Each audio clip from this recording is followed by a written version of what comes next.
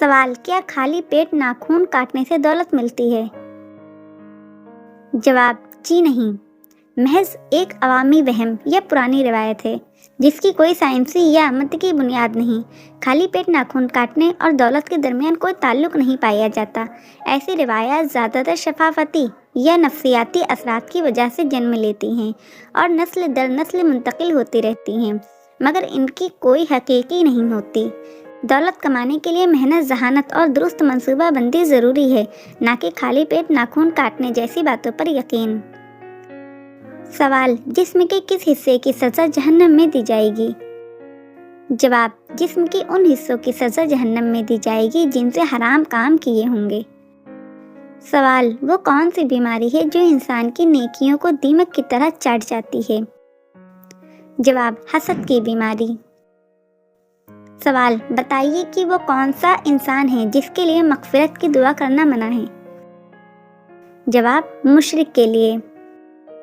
سوال: قرآن مجید میں دوسرا سب سے زیادہ استعمال ہونے والا حرف کون سا ہے؟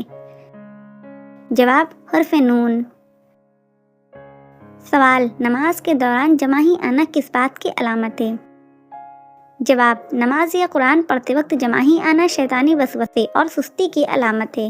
اس کے علاوہ اچھا کام کرتے ہوئے جماعی آنا نظر بد کی علامت بھی ہو سکتی ہے، لہٰذا ہر وقت صدقہ کرتے رہے اور استغفار کو اپنا معمول بنا لے۔ سوال: انسانی چہرے میں کتنی ہڈیاں ہوتی ہیں؟ جواب: 14 ہڈیاں ہوتی ہیں۔ سوال نمبر 1: حضرت موسیٰ علیہ السلام کی کتاب کا کیا نام ہے؟ جواب: تورات۔ حضور صلی اللہ علیہ وسلم نے آخری نماز کون سی پڑھائی تھی؟ جواب: مغرب کی۔ سوال: قرآن پاک میں کس چیز کو انسان کا سب سے بڑا دشمن کہا گیا؟ جواب: شیطان کو۔ سوال: کون سا عمل اللہ تعالیٰ کے غصے کو بجھا دیتا ہے؟ جواب: صدقہ دینا۔ سوال: شیطان انسان کے جسم کے کس حصے میں رات گزارتا ہے؟ جواب: ناک میں۔ سوال: حضور صلی اللہ علیہ وسلم نے بیٹیوں کے رشتے کے حوالے سے کس سے مشورہ کرنے کا حکم دیا؟ جواب: ماں سے۔ سوال: دنیا کی وہ کون سی مسجد ہے جس پر ہر وقت بادل چھائے رہتے ہیں؟ جواب: مسجد غمامہ، مدینہ منورہ۔ سوال: دنیا اور آخرت میں خوشخبری کے حقدار کون لوگ ہیں؟ جواب: صبر کرنے والے۔ سوال: شراب پینے پر سب سے پہلی سزا کس خلیفہ نے سنائی تھی؟ جواب: حضرت عمر فاروق رضی اللہ تعالیٰ عنہ نے۔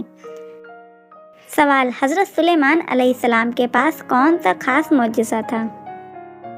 جواب: جانوروں کی زبان سمجھنا۔